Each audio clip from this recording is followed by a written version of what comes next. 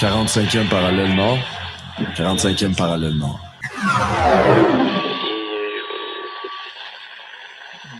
Est-ce que l'accès à l'ailleurs change l'ailleurs?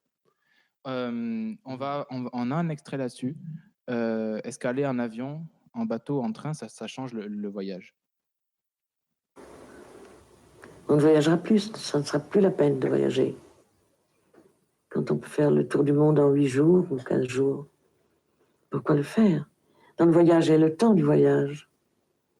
C'est pas voir vite, c'est voir et vivre en même temps. Vivre du voyage, ça ne sera plus possible. Il restera la mer quand même, les océans. Et puis la lecture. Les gens vont redécouvrir ça. Un homme un jour lira. Et puis tout recommencera. J'ai profité de ça pour lancer la première phase interview. On devait en faire plein, puis finalement on en fait une. Ça va être d'une informalité incroyable.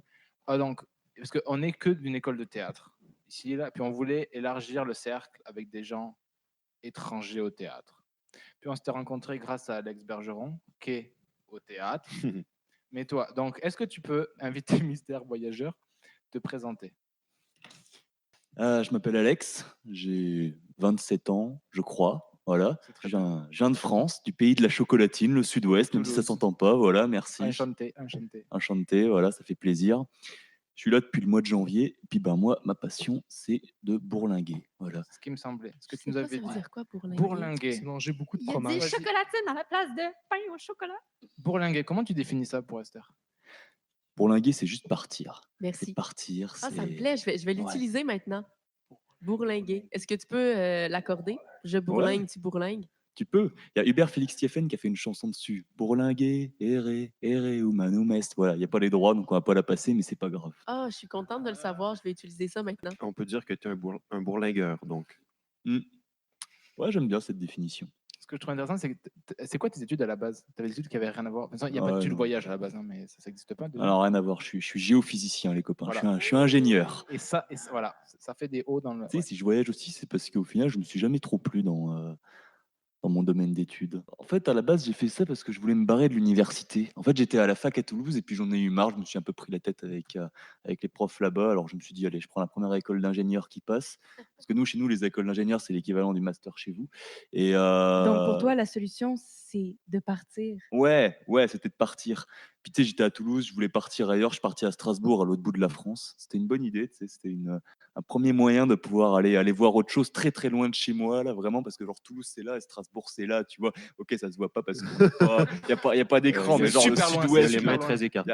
Les gens s'imaginent. C'est un grand écart des mains là. Ouais, alors ok, vous êtes dans un pays qui est immense, donc chez vous, ça paraît pas grand-chose. Ouais, c'est comme Québec-Montréal, c'est l'autre. Je sais pas, ouais, c'est 1000 km quoi, à peu près. Ah, pour nous, c'est un grand voyage. Ouais. Tu sais, tu fais la diagonale du vide française, quoi. Pour de vrai, je trouve vraiment intéressant toujours, parce que même si c'est pas une fuite, le voyage, c'est comment, mettons, tu fais tes études, tu fais 3 stages, ça te plaît pas, en tout cas pas assez pour rester, et tu vas où?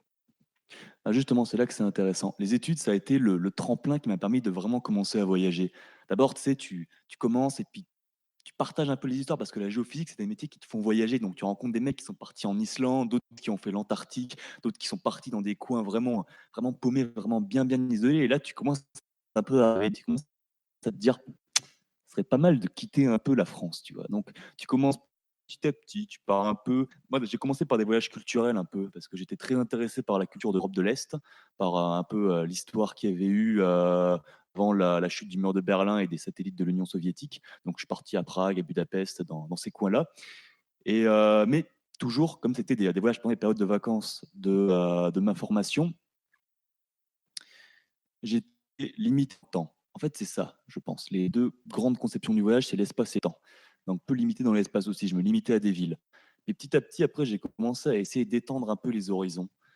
Donc, ouais, après, j'ai le premier, je pense, beau voyage que j'avais fait, c'était en Écosse. J'avais aucun but. J'avais un espace qui était quand même assez grand et j'avais pas de but.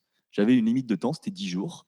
Et puis, j'avais mon sac à tente, puis j'ai fait du pouce. Et puis, je me suis promené. Puis, j'ai laissé les gens me dire « Oh, Là, l'Ouest, c'est joli. Là, il y a les Highlands, il y a le château machin, là, il y a la région bidule, là, il y a l'île de Skye. Puis c'est comme ça que je me suis baladé, que j'ai rencontré des gens qui m'ont emmené dans des coins vraiment magnifiques. J'ai vu que tu avais des petits Ah, carnets c'est fou ce qui se passe. de C'est ce que voyage. j'allais dire. Et je me demandais si tu avais envie de nous en Non, parler mais ou c'est pourquoi ouais, tu les avais amenés. tu as plein de carnets, de feuilles, de notes. Est-ce que tu pourrais nous dire quelque chose? Ouais, ça tombe bien, c'est quelque chose en plus qui va revenir à une question que tu m'avais posée tout à l'heure par rapport à la transition que j'avais eue entre la Nouvelle-Calédonie et le Québec.